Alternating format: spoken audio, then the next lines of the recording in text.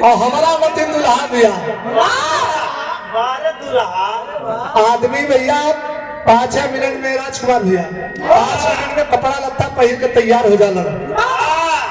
जानत हुआ आदमी के बनावे में ब्रह्मा जी के कितना मिनट लगल जानत हुआ मास्टर? 6 मिनट भैया, मात्र 6 मिनट। और मेहरारू के बनावे में 6 दिन लग गए। हाँ ढेर विशेषज्ञ हुआ तो भैया बड़ी तैयारी करत था, दुल्हा एकदम परेशान बा। तब दुल्हनी अपने दुल्हा से कहले भैया क्या करे मास्टर?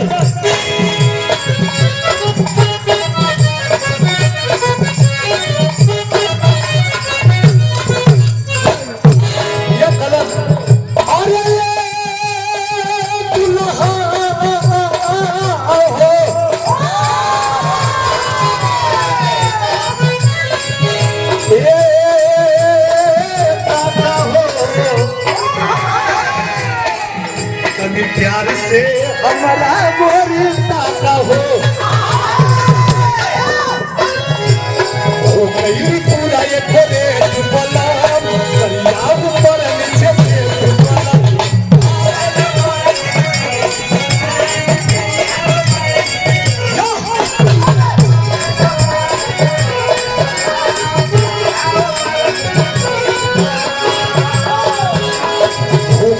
पूरा ये खोले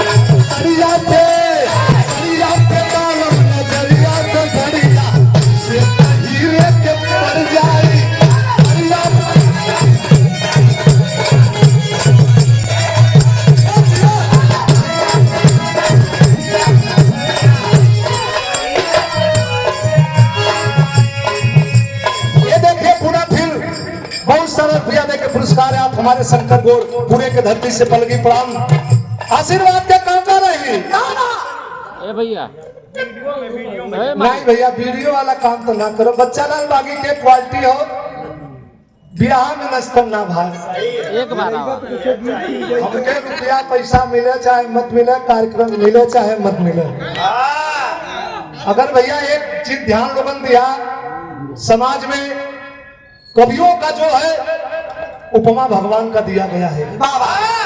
जहाँ रवि न पहुंचे वहां कवि पहुंचल। मंच पे कलाकार खड़ा होलन तो न साफा माला दे के लोग स्वागत सम्मान करला।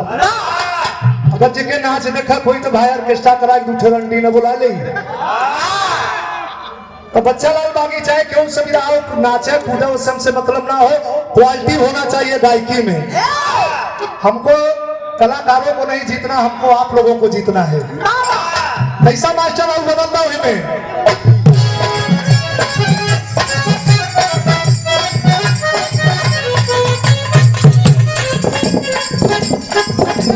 जगदीश यादव, अरे भैया सरहद के सिपाही हमारे फौजी भाई सरद सरगम फौजी भाई,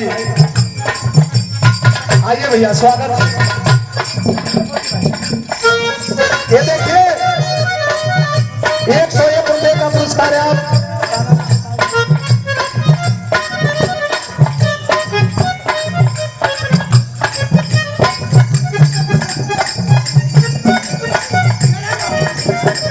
ये देखिए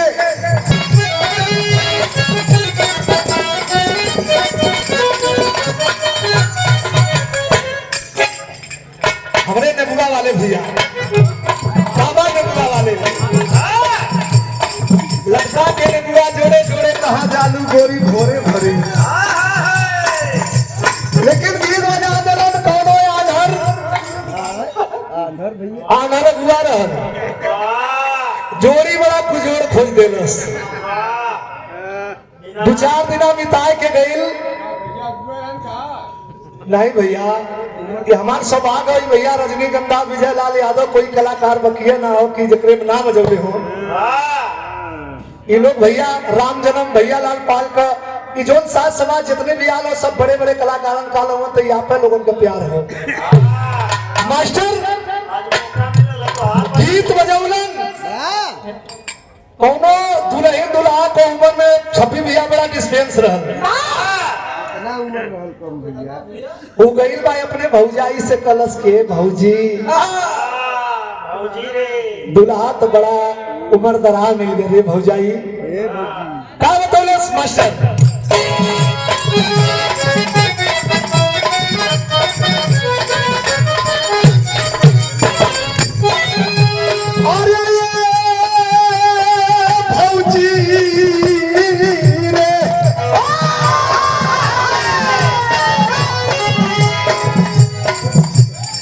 छेदी बिन 101 रुपए का पुरस्कार आप छेदी बिन सब्जी मंडी आपकी ओर से पलगी प्रणाम आशीर्वाद के कामना रही। लेकिन कैसे हो भैया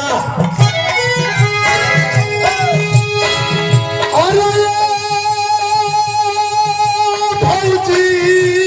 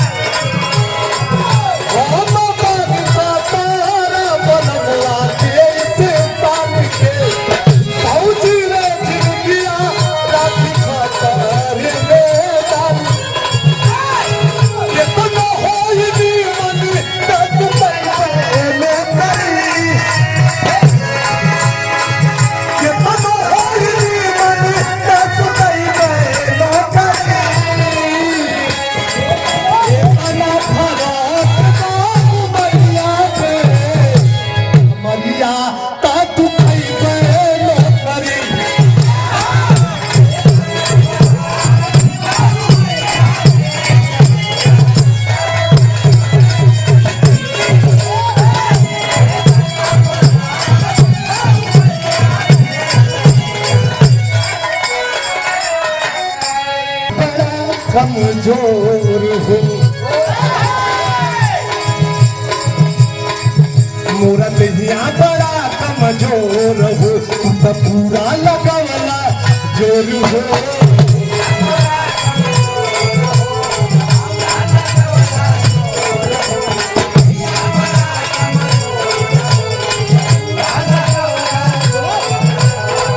मूरत यहाँ बड़ा कमजोर हो पूरा लगवला जोर हो दर्द नहीं खो